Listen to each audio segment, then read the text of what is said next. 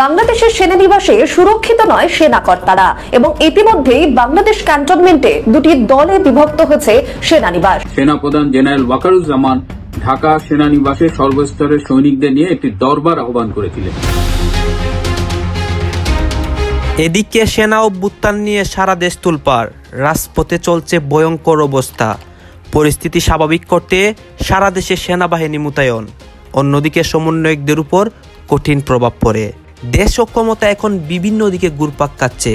দেশটা এবার ঠিক কোন দিকে যাচ্ছে? মানে আপনারা মূলত সবচেয়ে বড় ফ্যাসিস্ট, সবচেয়ে বড় স্বৈরাচার, সবচেয়ে বড় মব কিলিংকারী হচ্ছে আপনারা।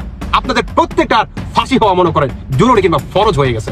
আমি যদি এভাবে বলি ভাই অনেকটা খারাপ হবে না। দেখেন ভাই, এরা শুরু থেকে মনে করেন কি নিয়ে আসলো, কোটানা মেধা। তখন যখন নাকি তারা অন্তর্বর্তীকালে সরকার হলো, মানে শপথ নিয়ে তারা কি বলছে, বাংলাদেশের সেনানিবাসে বেশ গুরুতর কিছু ঘটছে সেই জল্পনা ছড়িয়েছিল বিভিন্ন মহলে। সেনানিবাসে বেশ কিছু দল তৈরি হচ্ছে সেনা জওয়ানদের মধ্যে, সেই বিষয়টি এবার প্রকাশ্যে এসেছে। এখানে একটা ডকুমেন্ট আমি দেখতে পাচ্ছি যেগুলো আপনি পাঠিয়েছেন, যে নোবেল বিজয়ী নয় শ্রমিকের অধিকার হরণকারী মোহাম্মদ ইউনূসকে সাজা দিয়েছে আদালত। শেষ পর্যন্ত কি সাজা হলো তার? যাদের রক্তের বিনিময়ে ডক্টর মোহাম্মদ ইউনূস জেলে যাওয়ার কথা ছিল, তিনি দেশের রাষ্ট্রপ্রধান হয়ে গেলেন। এই অভিযোগটা আসলে খতিয়ে দেখা উচিত, কারণ ডক্টর ইউনূস কি নিজে এই কথাটা বলছেন? না, এটা তার বিরুদ্ধে অভিযোগ। বলছে কে? ওনার খুবই খাস লোক। বাংলাদেশের রাজনীতিতে একটার পর একটা নতুন অধ্যায়ের সূচনা হচ্ছে, টেনশনের তৈরি হচ্ছে। শেখ হাসিনা বিদায় নেবার পর কিন্তু এতদিন একটা পক্ষ ছিল, কিন্তু এই পক্ষগুলো এখন আলাদা হয়ে গেছে। যে ছাত্ররা 24-এর একটা অভ্যুত্থান বা বিপ্লবের মধ্য দিয়ে আমাদের স্বাধীন করল, বাংলাদেশের সবচেয়ে বড় দলটি তাদের স্বীকৃতি দিতে বেশ তালবাহানা করছে, অথবা ছাত্ররা দলটি করুক এটা তারা চাইছে না। তাদের বর্তমান বক্তব্যের আলোকে এটি বোঝা যাচ্ছে। হ্যাঁ, যারা কিনা বাংলাদেশটাকে স্বাধীন করার জন্য এত কষ্ট করেছে, তাদের প্রাণ বাজি রেখে আমাদের বাংলাদেশটাকে স্বাধীন করেছে, তাদেরকে নিয়েই আজ এত তালবাহানা। দর্শক শ্রোতা, আপনারা তো সবাই জানেন বাংলাদেশের বর্তমান পরিস্থিতি। এই পরিস্থিতির মুখে পড়ে অনেকেরই কিন্তু অনেক কিছু হচ্ছে। এখন হঠাৎ আমরা এইটা কি শুনতে পাচ্ছি? গাইজ, আপনারা সবাই জানেন বর্তমানে সেনাবাহিনী এবং সেনা অভ্যুত্থান নিয়ে অনেক নিউজ সোশ্যাল মিডিয়াতে ছড়িয়ে পড়েছে, যে সেনাবাহিনীর মধ্যে পার্ট হয়েছে, তাদের মধ্যে অনেক কিছু হচ্ছে। অন্যদিকে সমন্বয়ক সার্জিস, হাসনাত, তাদের উপরে কঠিন প্রভাব পড়েছে। সব কিছুই আপনারা দেখতে পারবেন এই একটি ভিডিওতে। এইসব বিষয় পর্যালোচনা করে আমরা অনেক তথ্য পাই এবং ভিডিও পাই, সেইগুলোই কিন্তু আপনাদের সামনে এক এক করে ধারাবাহিকলি তুলে ধরবো। ভিডিওটা কিছুটা লং হবে, কিন্তু অনেক তথ্য জানতে পারবেন যে দেশের সর্বশেষ পরিস্থিতি কোন দিকে যাচ্ছে, সেনাবাহিনী কি করতেছে, সবকিছু আপনারা দেখতে পারবেন। আসুন দর্শক, আপনাদের জন্য আমি যে নিউজগুলো রেডি করেছি সেগুলো আগে দেখে আছি এবং ভিডিও শেষে আমাদের গুরুত্বপূর্ণ মন্তব্যগুলো করি সার্জিসকে নিয়ে, হাসনাতকে নিয়ে, অন্যদিকে এই অবস্থাগুলোকে নিয়ে। এই যে প্রতিবেদনে দাবি করা হয়েছে, বাংলাদেশের বর্তমান পরিস্থিতিতে সেনানিবাসে একাধিক মেরু গঠনের খবর আসছে। তার জেরে ইসলামিক কট্টরপন্থীদের মদতে সেখানে কোনো সামরিক অভ্যুত্থান ঘটে কিনা সেদিকেই নজর রাখছে ভারত। সূত্রের খবর, লেফটেন্যান্ট জেনারেল মোহাম্মদ ফজলুর রহমান দখল নিতে সক্রিয় বলে ধারণা তৈরি হয়েছে। কিছুদিন আগেই শেখ হাসিনা সরকারের পতনের পরে ডিজিএফআই এর ডিজি পদে দায়িত্ব পেয়েছিলেন তিনি, আর এই দায়িত্ব পাওয়ার পরই মেজর জেনারেল থেকে লেফটেন্যান্ট জেনারেল পদোন্নতি পান তিনি এখন সেনাবাহিনীর কোয়ার্টার মাস্টার জেনারেল। গত সপ্তাহে পাক গুপ্তচর সংস্থা আইএসআই এর প্রতিনিধিদের সঙ্গে বৈঠক করেছেন তিনি। অভ্যুত্থানের পরিকল্পনা সমর্থন সেনারই একটি অংশ থেকে জোগাড় করার চেষ্টাও করছেন তিনি। বাংলাদেশের গোয়েন্দা শাখার সঙ্গেও তিনি যোগাযোগ রাখছেন বলে খবর। অন্যদিকে ভারতের সঙ্গে সুসম্পর্ক তৈরির বার্তা দিয়েছেন বাংলাদেশের সেনা প্রধান জেনারেল ওয়াকারুজ্জামান। তিনি নতুন বছরে, তাহলে আমি আরো একটি কথা বলতে চাই, সেটি হচ্ছে আপনারা এটাও তাহলে স্বীকার করে নেন যে বাংলাদেশের সাবেক প্রধানমন্ত্রী শেখ হাসিনা তিনি এখন পর্যন্ত সাবেক নয়। এটা স্বীকার করে নেন। এই কথাটা বললে অনেকে আমাকে দালাল বলবে। দেখেন, আমি আপনাদের উদ্দেশ্যে একটা উদাহরণস্বরূপ একটা কথা বলি, সেটি হচ্ছে যখন নাকি ভাই আমাদের বাংলাদেশে আন্দোলন শুরু হয়, মানে কোঠানা মেধা এটার ভিত্তিতে, তাহলে এই বর্তমান আপনার বৈষম্য বিরোধী যারা নাকি আপনার সমন্বয়কারী কিংবা আন্দোলনকারী ছিল, এদের ভিতরে যারা নাকি মূলত মাস্টার মাইন্ড ছিল তারা কি উপদেষ্টা হয়ে গেছে। তাহলে তারা কোন কুঠার মাধ্যমে, কোন জনগণের ম্যান্ডেটের মাধ্যমে অন্তর্বর্তীকালে সরকার মনে করেন প্রতিষ্ঠিত করছে এবং তারা নিজেরাই সরকার হয়ে গেছে? এটা কি অবৈধ না? উল্টো দিকে শেখ হাসিনা যে পদত্যাগ করছে তার রিজাইন লেটার কি দেখাইতে পারছে? পারে নাই। যখন নাকি এই জুলাই থেকে আগস্ট মাসে আপনার আন্দোলনটা তীব্র থেকে আরো বড় তীব্র হয়, তখন আন্দোলনটা একটা পর্যায়ে এক দফাতে মনে করেন পরিণত হয়, যে দফা 1 দাবি 1 শেখ হাসিনার পদত্যাগ। এখানে শেখ হাসিনার পদত্যাগ হয়ে যায়। তখন কিন্তু সাবেক প্রধানমন্ত্রী শেখ হাসিনা একটা কথা বলছিল যে তারা যে বর্তমান আন্দোলন করতেছে এবং তারা যে কোঠা নিয়ে কথা বলে, আমি যে কোঠা যে যারা নাকি মুক্তিযোদ্ধা ছিল তাদের উত্তরসূরিদের আমি কোঠার মাধ্যমে সরকারি একটা চাকরির একটা ব্যবস্থা করে দিছি, কিংবা তাদের একটা সুযোগ সুবিধা আমি করে দিছি। তাহলে আপনার 1971 সালকে যারা নাকি স্বাধীনতা নিয়ে দিছে, এই স্বাধীনতার লোক পাবে না, তাহলে কি রাজাকার বংশধর পাবে? তাহলে তো বর্তমান বাংলাদেশের যে সাবেক প্রধানমন্ত্রী শেখ হাসিনা তার কথাটাই তো মনে করেন আপনার সত্য প্রমাণিত হলো রে ভাই। প্রতিটি সেক্টরই তো তাহলে শেখ হাসিনার কথাটাই সত্য প্রমাণিত হচ্ছে, কি হচ্ছে না? কি দেখবেন আপনি? প্রমাণ দেখবেন? দেখেন তাহলে প্রমাণ দেখাই। তখন নাকি এই নাহিদ, আসিফ, মাহফুজ এরা যখন নাকি উপদেষ্টা হয় তখন তারা কি বলছে যে জনগণের ম্যান্ডেটের মাধ্যমে একটা সরকার প্রতিষ্ঠিত করব। কি বলে নাই? তার 2 মাস পরে এই আপনার তাদের একটা কি আসলো যে তারা নিজেরা সরকার প্রতিষ্ঠিত করবে, মানে তাদের একটা দল আনবে। এটার পিছনে মাস্টারমাইন্ড কে ছিল?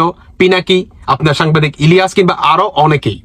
মানে এরা শুরু থেকেই চাইছে যে আমরা নিজেরা সরকার হব, বাংলাদেশে আর একটা রাজনৈতিক দল কি আমরা সৃষ্টি করবো। হ্যাঁ, খুব ভালো কথা, কারণ আমাদের বাংলাদেশ হচ্ছে গণতান্ত্রিক দেশ, সেখানে আপনি দল প্রতিষ্ঠিত করতে পারেন। আপনার যদি সমর্থ থাকে কিংবা আপনার যদি আপনার ম্যান্ডেট থাকে, জনগণের যদি ভালোবাসা পান, আপনি দল গঠন করতে পারেন, কোনো সমস্যা নেই। কিন্তু আপনি জনগণের কিংবা শিক্ষার্থীদের লাশের উপর দিয়ে আবু সাইদকে হত্যা করে এবং মুগ্ধর মতো যারা নাকি মানুষ আন্দোলনের মাঝে পানি লাগবে পানি, এদের জীবনের বিনিময়ে আপনারা সরকারে বসছেন।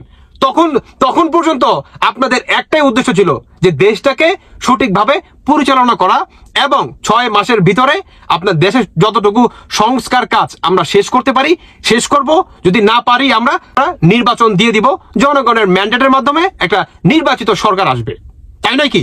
তাহলে 2 মাস পরে, মানে 2 মাস গেতে না গেতে তারা কি দল ঘোষণা করলো। আমার কথা হচ্ছে ভাই, তারা কি এরকম মিরাক্কেল পেয়ে গেল, বা কোন জনগণের আপনার বাহবা পেয়ে গেল, কিংবা কাঁধের মানে এত টাকার একটা গরম পেয়ে গেল যে 2 মাস গেতে না গেতেই এরা নিজেরা সরকার প্রতিষ্ঠিত করতে চায়। আমার প্রশ্ন আপনাদের কাছে, কারণ আপনারা তো কোঠা না মেধা নিয়ে আসছিলেন, তাহলে আপনারা কিভাবে সরকার প্রতিষ্ঠিত করতে চান? আমার প্রশ্ন আপনাদের কাছে।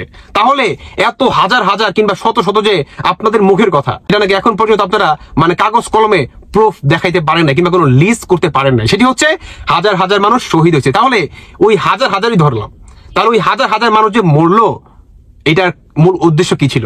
আপনারা নিজেরা সরকার হবেন। আপনারা বর্তমান সেটাই কি করতেছেন। মানে আপনারা মূলত যে জুলাই মাস, আগস্ট মাস কিংবা আরো আগে থেকে যে আপনারা আন্দোলনটার একটা প্ল্যান করতেছিলেন, সম্পূর্ণ এটার প্ল্যান ছিল সাধারণ শিক্ষার্থীদের, সাধারণ জনগণের, সাধারণ মানুষদের বাংলাদেশটাকে ধ্বংসের মুখে ফেলে এবং শিক্ষার্থীদের লাশের উপর দিয়ে আমরা একটা সরকার প্রতিষ্ঠিত করব এবং আওয়ামী লীগকে আমরা বাংলাদেশের সন্ত্রাসী হিসাবে আমরা মানুষের সামনে প্রেজেন্টেশন করব। আপনারা সেটাই করেন, আর আমরা বাংলাদেশের জনগণও কি আপনাদের কথায় মানে সহমত হয়ে রাজপথে নেমে পড়ি এবং যা হবার তাই হয়। মানে আপনারা মূলত সবচেয়ে বড় ফ্যাসিস্ট, সবচেয়ে বড় স্বৈরাচার, সবচেয়ে বড় মব কিলিংকারী হচ্ছে আপনারা। আপনাদের প্রত্যেকটার ফাঁসি হওয়া মনে করেন জরুরি কিংবা ফরজ হয়ে গেছে। আমি যদি এভাবে বলি ভাই অনেকটা খারাপ হবে না? দেখেন ভাই, এরা শুরু থেকে মনে করেন কি নিয়ে আসলো? কোঠা না মেধা। তখন যখন নাকি তারা অন্তর্বর্তীকালে সরকার হলো, মানে শপথ নিয়ে তারা কি বলছে? 3 মাসের ভিতরে যতটুকু সংস্কার কাজ শেষ করা যায় আমরা করার চেষ্টা করব এবং তারপরে জনগণের ম্যান্ডেটের মাধ্যমে আমরা একটা নির্বাচিত সরকার আমাদের বাংলাদেশের মানে বসাবো। তারা কি এটা করছে? করে নাই। তারা কি করলো? তারা নিজেরাই একটা দল গঠিত করলো, এখন তারা নিজেরাই সরকার হবে। অন্যদিকে আরো একটা মজার বিষয়, সেটি হচ্ছে ডক্টর ইউনূস তিনি কি বললেন যে সমন্বয়কারীরা আপনার সরকার ঘোষণা করতে চায় এবং সমন্বয়কারীরা তারা একটা দল মিলে আমার কাছে আসে, আমাকে একটা প্রস্তাব দেয়। আপনি যদি এখন সরকারি আপনার নির্বাচন না করেন কিংবা সংসদের যে নির্বাচন সেটা যদি আপনি না করেন, তাহলে বাংলাদেশের জনগণ তো আপনাকে মনে রাখবে না, আপনার তো কোনো ওয়েট থাকবে না, আপনার তো কোনো ভ্যালু থাকবে না। তখন ডক্টর ইউনূস বলে যে আমাকে এখন কি করতে হবে? তখন সমন্বয়কারীরা বলে যে আপনি এখন ঘোষণা দিবেন যে সমন্বয়কারীরা কিংবা বৈষম্য বিরোধী ছাত্র আন্দোলনকারীরা এরা নির্বাচন করতে চায় কিংবা এরা সরকারি নির্বাচনে অংশগ্রহণ করতে চায়, আপনার সংসদ নির্বাচনে অংশগ্রহণ করতে চায়। এবং ডক্টর ইউনূস কি সেটাই ঘোষণা করে দিলেন যে বৈষম্য বিরোধী ছাত্র আন্দোলনকারীরা সংসদ নির্বাচন করতে চায়, 300 আসনের নির্বাচন করতে চায়।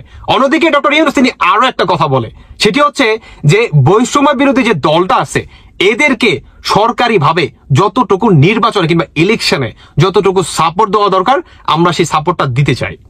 তাহলে আমি যদি আবারও বলি যে যেখানে সরকার নাকি নিজে বলে, সে যেই সরকারই হোক, অবৈধ সরকার হোক, জনগণের ম্যান্ডেটের মাধ্যমে তো আসে নাই, বৈষম্য বিরোধী আপনার আন্দোলনের সরকার হোক, যে সরকারই হোক, ডাজেন্ট ম্যাটার, তিনি সরকার। তো তাহলে আমি যদি বলি যে শেখ হাসিনা তো ফ্যাসিস্ট ছিল না, আসল ফ্যাসিস্ট হচ্ছে এরা, কিভাবে বলবেন? অনেকেই বলবেন যে তুষার ভাই তাহলে প্রমাণ দেন। প্রমাণ হচ্ছে জানেন কি? প্রমাণ হচ্ছে ভাই ডক্টর ইউনূস তিনি বললেন যে সমন্বয়কারীদের আমি নিজে বা আমার সরকার থেকে যতটুকু তাদের নির্বাচনে সহায়তা করা দরকার ততটুকু আমি করব।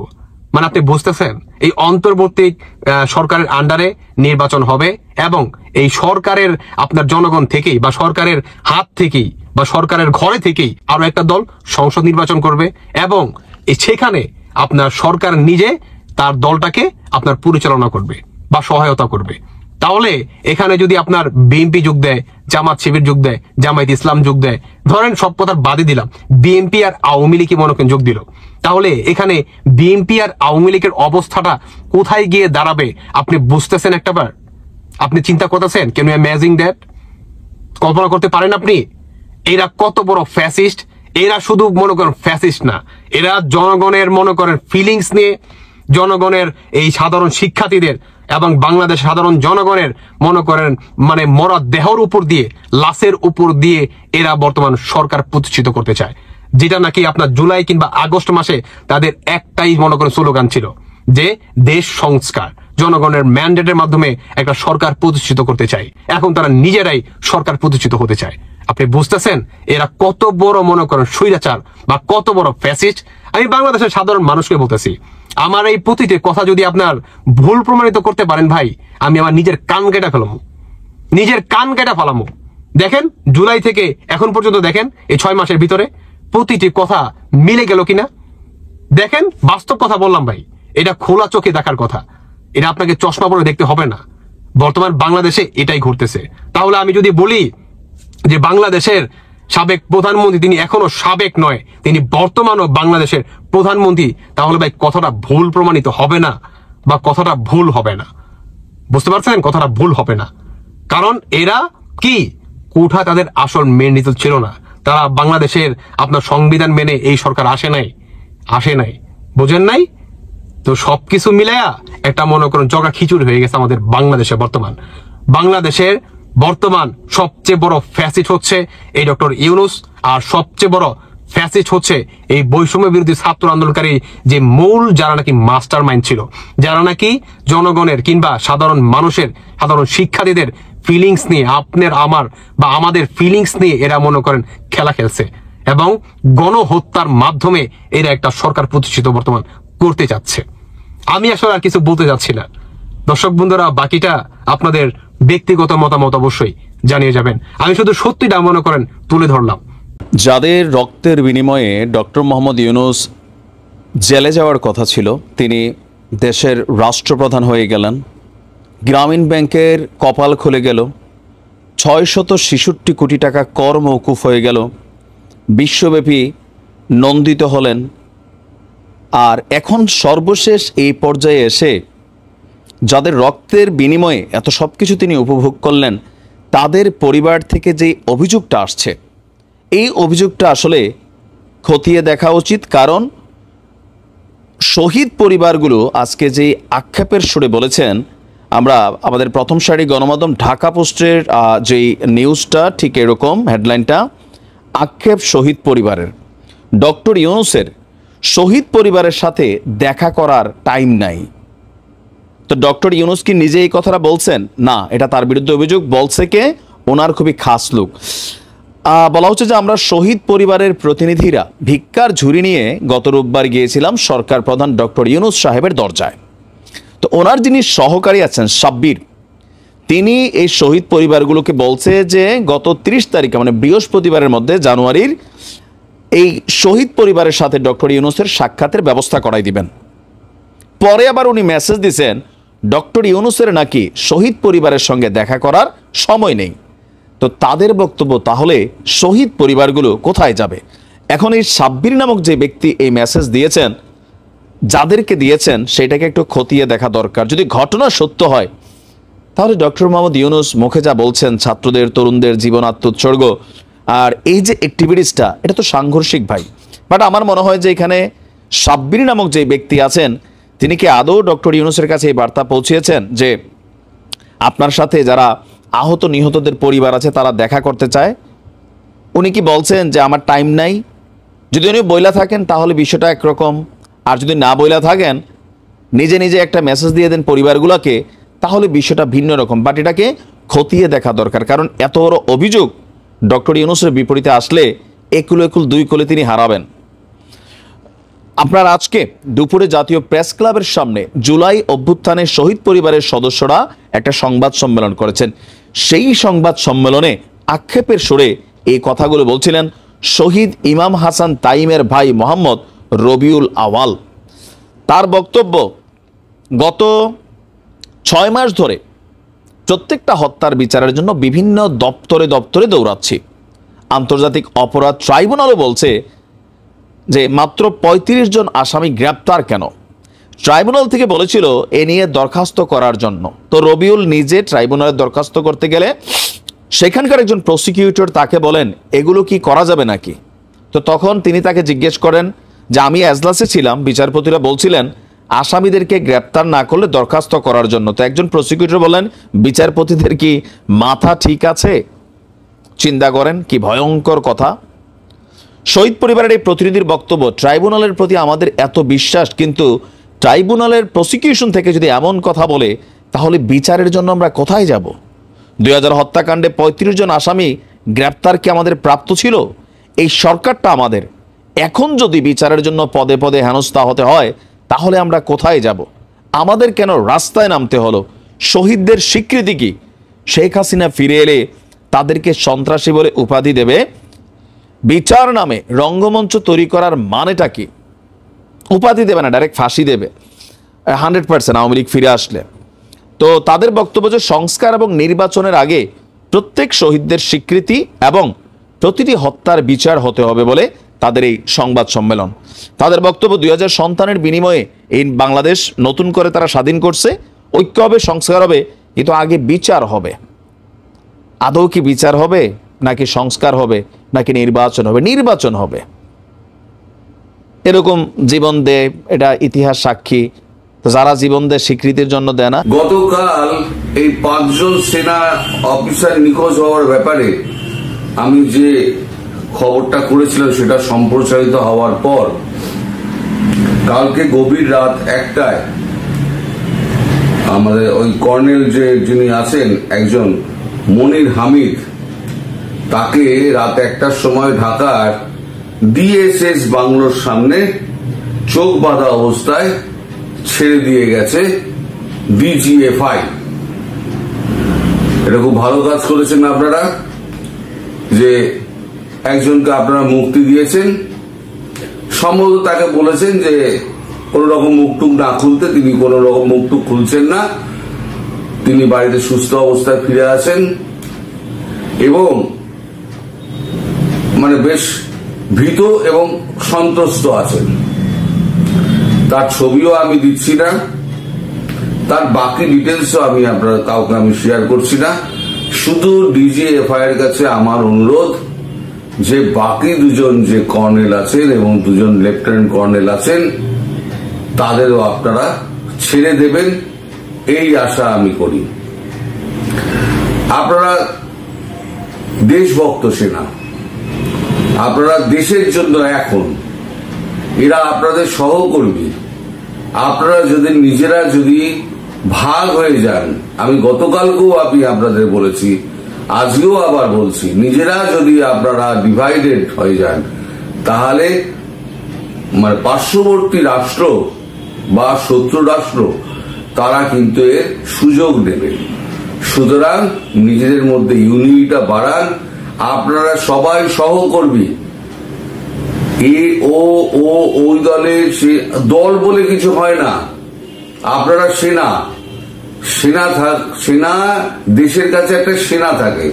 আপনারা তো পাকিস্তান বাহিনী নন।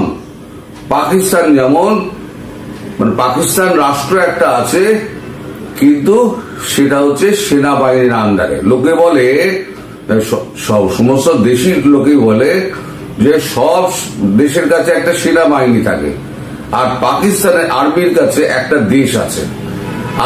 আমার অনুরোধ, আপনারা বাংলাদেশকে অন্তত সেই জায়গায় ঠেলে দেবেন না যাতে লোকও আপনাদের বলে, পার্শ্ববর্তী দেশের লোক বা পৃথিবীর লোক, যে পাকিস্তানের মতো বাংলাদেশে একটা মিনি পাকিস্তান হয়েছে, যাদের কাছে একটা দেশ জিম্মি হয়ে গেছে।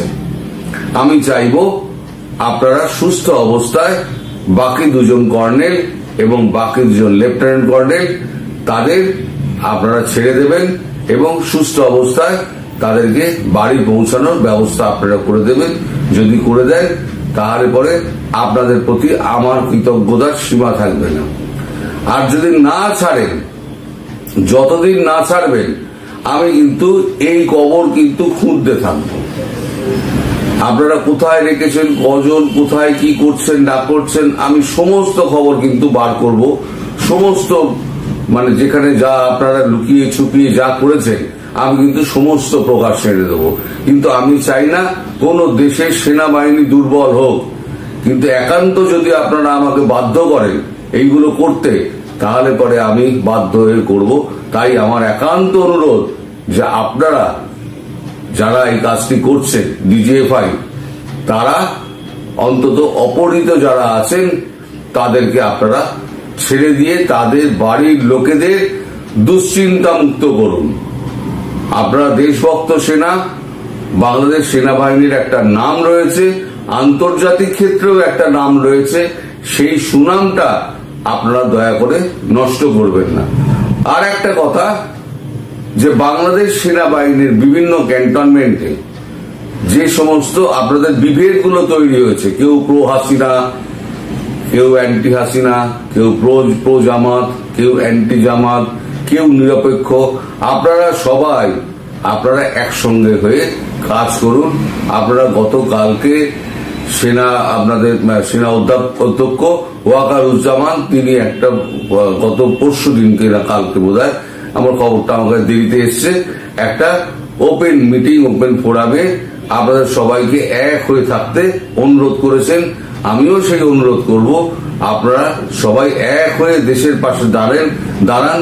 এই দেশের এই দুঃসময়ে সেনাবাহিনীকে কিন্তু অত্যন্ত প্রয়োজন।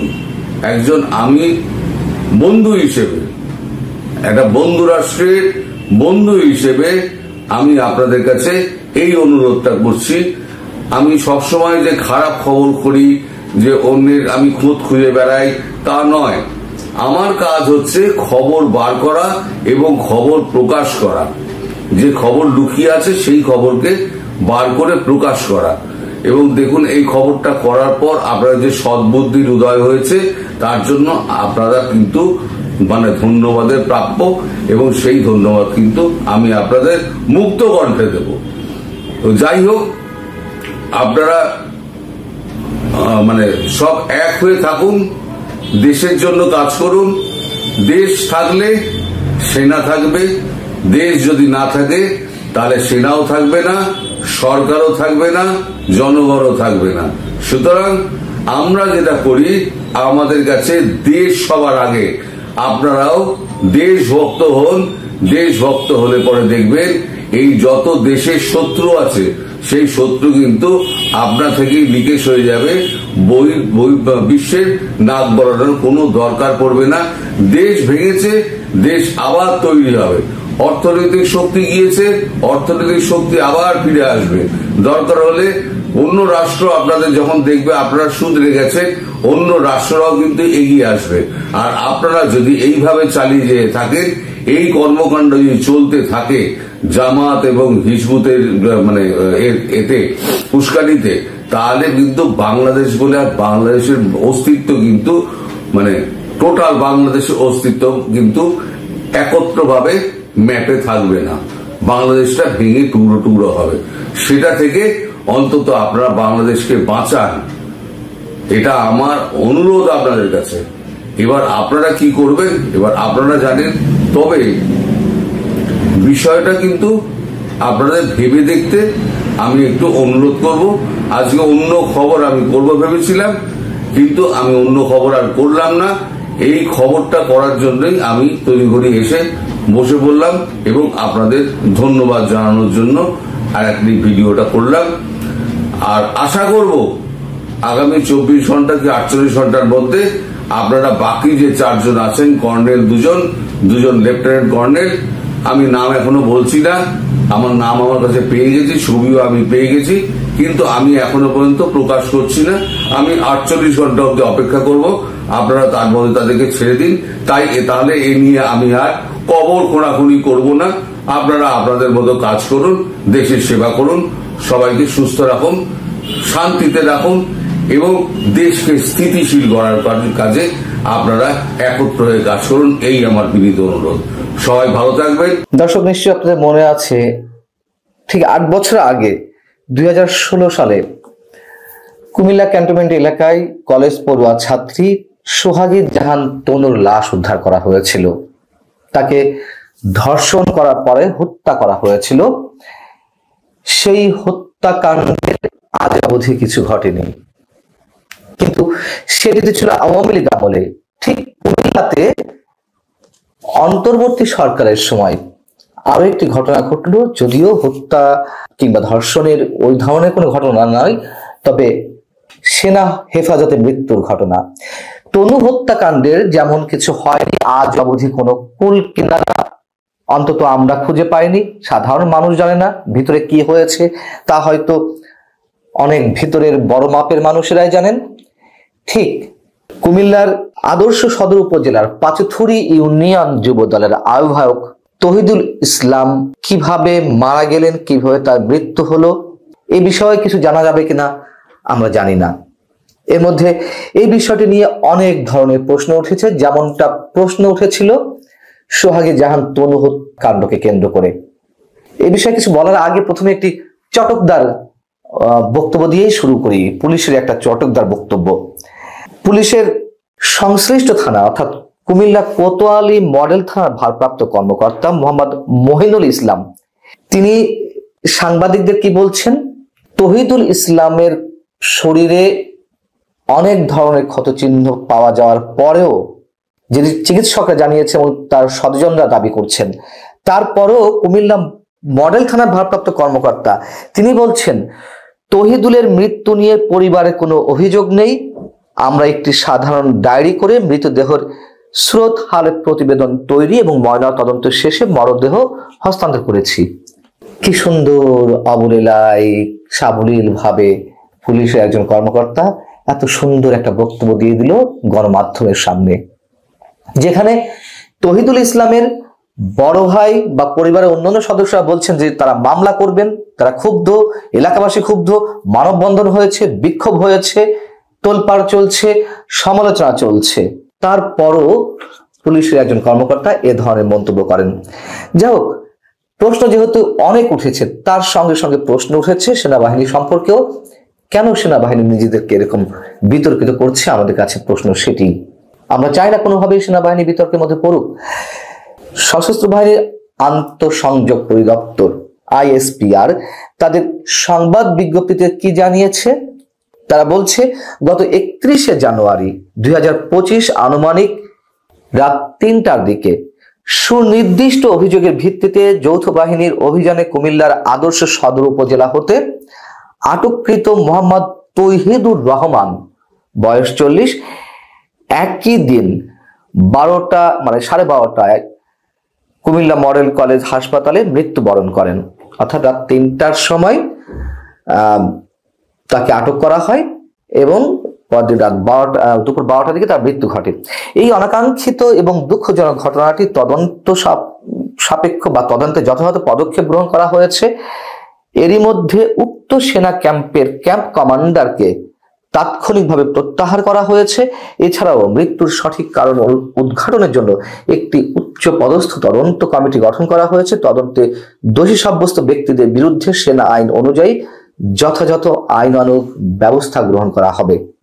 আচ্ছা, এই বিজ্ঞপ্তিতে যে বলা হলো যে সুনির্দিষ্ট অভিযোগের ভিত্তিতে তাকে আটক করা হয়, সুনির্দিষ্ট অভিযোগটা কেন আইএসপিআর থেকে তাদের বিজ্ঞপ্তিতে উল্লেখ করা হলো না? তৌহিদুলের বিরুদ্ধে কি কোনো ধরনের কোনো ওয়ারেন্ট ছিল, কোনো মামলা ছিল? আদালতের যে নির্দেশ রয়েছে যে সুনির্দিষ্ট অভিযোগ ছাড়া বা ওয়ারেন্ট ছাড়া কাউকে গ্রেপ্তার করা যাবে না, তাহলে সেনা সদস্যরা কেন তাকে আটক করলেন? সেনা সদস্যদের সঙ্গে কয়েকজন সিভিল ড্রেসে কয়েকজন ব্যক্তি সেখানে ছিলেন, তারা কারা? সেনা সদস্যদের নির্যাতনের মাধ্যমে যেটি তৌহিদুলের মৃত্যু হয়েছে এটি তো প্রাথমিক তদন্তে বেরিয়ে এসেছে, বা প্রাথমিকভাবে এটি একেবারে ওপেন সিক্রেট যে তাকে নির্যাতন করা হয়েছে। পুলিশের পক্ষ থেকে যখন গ্রহণ করা হয় যৌথ বাহিনীর কাছ থেকে তৌহিদুলকে, তখন পুলিশের একজন কর্মকর্তা মোর্শেদ আলম কোতোয়ালি থানার কর্মকর্তা, তিনি বিবিসিকে জানিয়েছেন সেনা সদস্যদের হাত থেকে যখন তাকে আনা হয় বা তাকে গ্রহণ করা হয়, আমরা দ্রুত তাকে কুমিল্লা সদর হাসপাতালে নেই, সাথে সাথে পরিবারের সাথে যোগাযোগ করি। সেখানকার চিকিৎসকরা তাকে দ্রুত কুমিল্লা মেডিকেল কলেজ হাসপাতালে নেওয়ার পরামর্শ দিলে সেখানেই নিয়ে যায় এবং পরিবারের সদস্যদের সেখানে আসতে বলি এবং সেখানেই ডাক্তার তাকে মৃত ঘোষণা করেন। এরপরও আমাদেরকে পুলিশের ঊর্ধ্বতন কর্মকর্তাদের কাছ থেকে বয়ান শুনতে হচ্ছে, আর আইএসপিআর থেকে যে বিজ্ঞপ্তি দেওয়া হয়েছে সেটাকে আমাদের গ্রহণ করতে হচ্ছে, কিন্তু অনেক প্রশ্ন সাপেক্ষে। তৌহিদুল বিএনপি রাজনীতির সঙ্গে জড়িত ছিলেন। তিনি আওয়ামী লীগের দীর্ঘ সময় ধরে, আওয়ামী লীগ সরকারের সময় এলাকায় যেতে পারেননি, তবে তার নামে কোনো মামলা ছিল না, একটা জিডিও ছিল না, তার পরিবার থেকে সেটা দাবি করা হয়েছে। এবং সবচেয়ে বড় কথা হচ্ছে তৌহিদুলের বাবা মাত্র 6 দিন আগে মারা গেছেন। তৌহিদুলের বাবা মারা যাওয়ার কথা শুনে আপনারা তো দেখলেন এখানে কি কথা হচ্ছে। অনেকেই কিন্তু অনেক কথা বলতেছে, অনেকে আলোচনা করতেছে, অনেকে সমালোচনা করতেছে এই বিষয়গুলো নিয়ে। দর্শক শ্রোতা, বর্তমান রাজনৈতিক প্রেক্ষাপট অনেক চাঞ্চল্যকর তথ্য বের হচ্ছে, অনেকেই অনেক কথা বলতেছে এবং বিশেষ করে একটা নিউজ বর্তমানে ভাইরাল হয়েছে যে সেনা অভ্যুত্থান, ভারতের অনেক নিউজ মিডিয়াগুলা অনেক নিউজ প্রকাশ করতেছে সেনা অভ্যুত্থানকে নিয়ে, অন্যদিকে সেনাবাহিনীর অনেক বিষয় নিয়ে, অন্যদিকে সার্জিস এবং হাসনাতকে নিয়েও কিন্তু অনেক কথা হচ্ছে। এই কথাগুলো কারা বলতেছে? যারা কিনা আওয়ামী লীগ সাপোর্ট করে, যারা কিনা বর্তমান সমন্বয়ক সরকার ডক্টর ইউনূস সবাইকে চায় না, তারা শেখ হাসিনাকে চায়, তারাই কিন্তু সমন্বয়ক সার্জিস এবং হাসনাতের বিপক্ষে গিয়ে কথা বলে এবং তারা এই দেশটাকে ধ্বংস করতে চায়, তাই বলে এইসব করে।